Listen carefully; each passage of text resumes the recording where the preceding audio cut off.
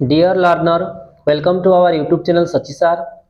आमे ओडिया एमआईएल ओडिया रो पुष्पपुर रे वर्षा वर्ण स्टार्ट करी छे। यार 1 मार्क रो वीडियो 2 मार्क रो वीडियो दिया जाय छी। यह होची यार थर्ड वीडियो। एथिरे आमे 3 मार्क रो क्वेश्चन आंसर पढिबा। एग्जाम रे गोटे 3 मार्क रो क्वेश्चन प्रबंध सेक्शन रो आसे एवं एही 3 मार्क रो क्वेश्चन एग्जाम टाइम रे लेखिबा को पिला माने बहुत डिफिकल्टी फेस करंती, कारण से माने फास्ट रो या कोते इंपोर्टेंट रे न थांती। तेनु करी मोर कथा गुटे मानो, ए जो पुष्पपुर रे वर्षा वर्ण रो 12 टी क्वेश्चन आंसर आज आमे पढिबा। एग्जाम रे मने रखो बुक रो क्वेश्चन ही आसे, तेणु बुक रे जो क्वेश्चन आंसर देछि सही क्वेश्चन आंसर को प्रैक्टिस कर देले तुमरो काम एमआईएल रे होई गला। आ मने रखो एमआईएल रे बहुत पिला 80 एबव मार्क पांती, कारण बहुत कम चैप्टर अछि एवं 3 मार्क रो जो क्वेश्चन अछि ए 3 मार्क रो क्वेश्चन आज जो पढिबा या को तुम कॉपी रे लिखिबो, या को अभ्यास करिवो एवं 2-3 थर या को न देखि लिखिबा पई चेष्टा करिवो। एवं मने रखो जदि पुष्पपुर रे वर्षा वर्ण एग्जाम रे आसे ते एई 12 टी क्वेश्चन ही एग्जाम रे आसीबो। फर्स्ट क्वेश्चन देखो, इतिहास रो केउ अनाम जुग रो कथा लेखक सुनिथिले, माने प्रबंध रे अनाम जुग विषय रे गुटे अछि। एटी कोन करिवो ना, प्रथमे प्रबंध एवं प्राबंधिक रो ना लिखिबो। मु किंतु याको बारंबार पढिबी नाही, ओमिट कर देबी।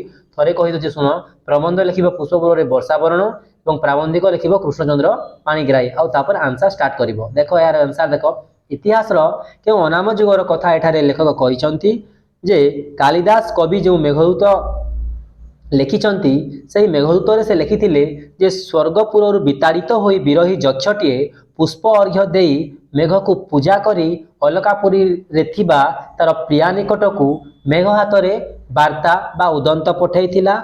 सेही परि लेखक मध्य पुष्पपुर वर्षा को ओडिशा को जाई शस्य श्यामल करबा को अनुरोध करिसंती प्रबंधिक।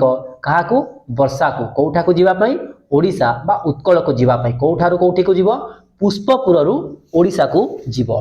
क्वेश्चन आंसर 2 देखो, उत्कल भूमि रो दुई दिगर वर्णना कर। माने प्रबंधर प्रथम अध्याय रे अछि या प्राबंधिक पुष्पपुर रे थिला बेले मेघ को निज जन्मभूमि ओडिशा को जीवा पई कहिसंती।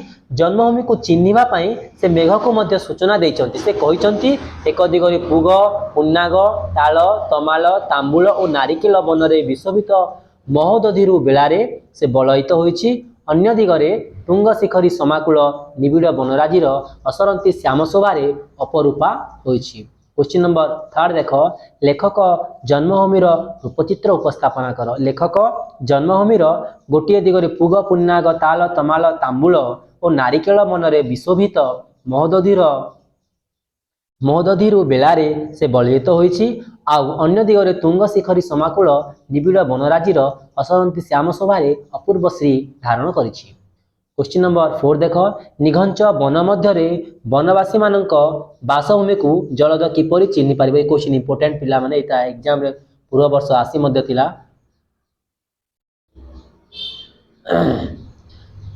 निघंच वन मध्यरे वनवासी मानकर बासभूमि को जलद सहजरे चिन्हि पारिबो नाही बोली प्राबंधिक वनवासी बासभूमिर केतेक सूचना दैचंती।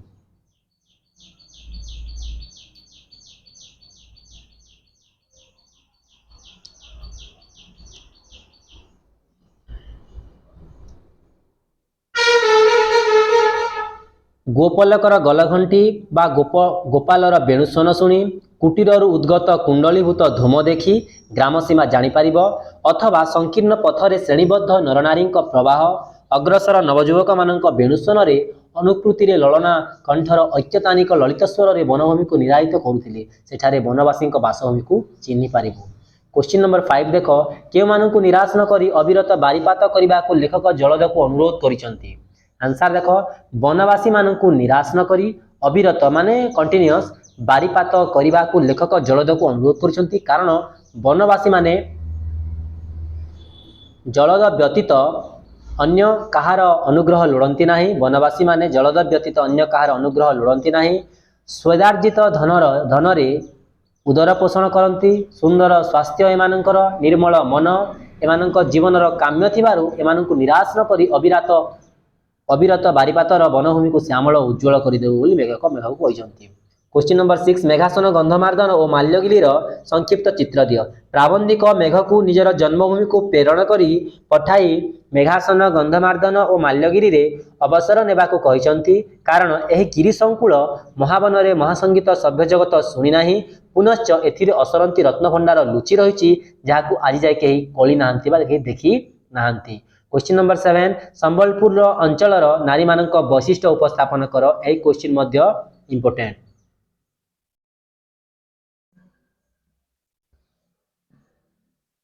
पुष्पपुर संबलपुर नारी माने सदा प्रफुल्ल से मन को केतेबेले हेले विषादर कालीमा छुए ना। क्वेश्चन आसे विषादर कालीमा क्यों मान को छुए ना?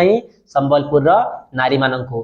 राति न पाहुणु एठाकार बधू माने स्नान सारी शिशिर स्नात शेफाली परी हास्यमय हो उठती। क्यों फूल परी हसंती? शेफाली फूल परी हसंती। एमान अनलस चरण रे कमल फुटी उठे एवं कलाकुशल करस्पर्श रे क्षुद्र कुटीर सुधा हसी उठे। क्वेश्चन नंबर 8 देख कटक वैशिष्ट्य उपस्थापन कर। मोस्ट इंपोर्टेंट एडा एग्जाम रे पूर्व वर्ष माने आसीछि। कटक सौधावली रे परिपूर्ण जहाँकि उत्कलर उत्तमांग। कटक को कौन कहा जाए?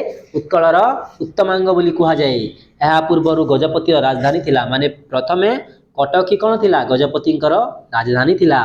आउ एठारु ही तार अजय बाहिनी झिटिका बेगरे दुर्गरु दुर्गांतर को गति करी चलीथिला। माने ए राजतंत्र प्रचलित थिला। एठारे अनेक दुर्ग थिला। एठारे राजा माने गोटे दुर्गरु अन्य एक दुर्ग को अजय बाहिनी धरी जाउथिले। स्मृतिपुत बिड़ानसी कटक को कौन कहा जाए? स्मृतिपुत बिड़ानसी बोली कहा जाए। स्मृतिपुत बिड़ानसी बारबाटी आदिर श्रुति और कीर्ति मरकत केशरी महाकीर्ति आज जाए चित्रोत्पलार मेखला परि दिशुची। एठारे बहु कवि ज्ञानी गुणी और कर्मी अल्प दिन तले उत्कलर महानिशारे उजागर रही ज्ञानर दीप यही कटक ठारे से जालिथिले। क्वेश्चन नंबर 9 कोणार्क द्रुप्त और गर्वित जातिर पराक्रम प्रतीक आलोचना कर। महोदधीर तुंग तरंगावली उद्गत हेला भली बहु दूर कोणार्कर कृष्णचूड़ा देखा जाए। कोणार्क हेउछि कारुकार्य विमंडित भुवन मोहन स्वरूप स्वर्गच्युत पारिजात परी। क्वेश्चन आसीबो स्वर्गच्युत पारिजात किए? कोणार्क लिखिबो। स्वर्गच्युत पारिजात परी ताहा आज म्लान और छिन्न होई विजन बेलारे पड़ी रही। प्राबंधिक कोणार्क संबंध रे कहिसंती एही मुख मंदिर जदि मुख फिटंता तेबे से अतीत विभवर गाथा कही विजन बेला को मुखरित कर दियंता। क्वेश्चन नंबर 10 उत्कल कमलर केशर बोली काहाकू कुहा जायछि? नीलाचल उत्कल कमलर केशर बोली एभली कहिबार अर्थ समग्र उत्कल को जदि एक कमल सहित तुलना करा जाए ताहेले सही कमलर केशर हेउछि नीलाचल धाम। कारण निजे लीलामय जगन्नाथ यहाँ बासस्थली भाव बाछिछंती। इतिहास को पर्यालोचना कले जना जाए जगन्नाथ ही उत्कलर इतिहास। शांति मुक्ति मैत्री भक्ति और भीति सबू एकाधारा एठारे ही पुंजीभूत होई रहिछि। क्वेश्चन नंबर 10 देख गोपबंधु रूपचित्र दियो। ये क्वेश्चन बहुत इंपोर्टेंट एग्जाम रे आसीछि मध्य। प्राबंधिक उत्कलमणि गोपबंधुंकर जीवन और कर्ममय साधना को अति सूचनात्मक और अनुशीलनात्मक भाव में प्रकाश करिसंती।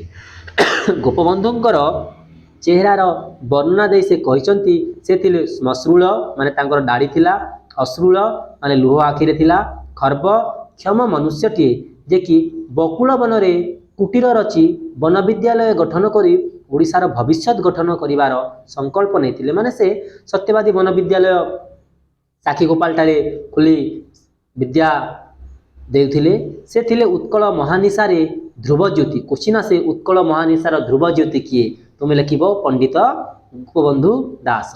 से थिले निर्जन महावन रे क्षीण करुण और मधुर ईश्वन और लांछिता जनईर कारुण्यर विग्रह।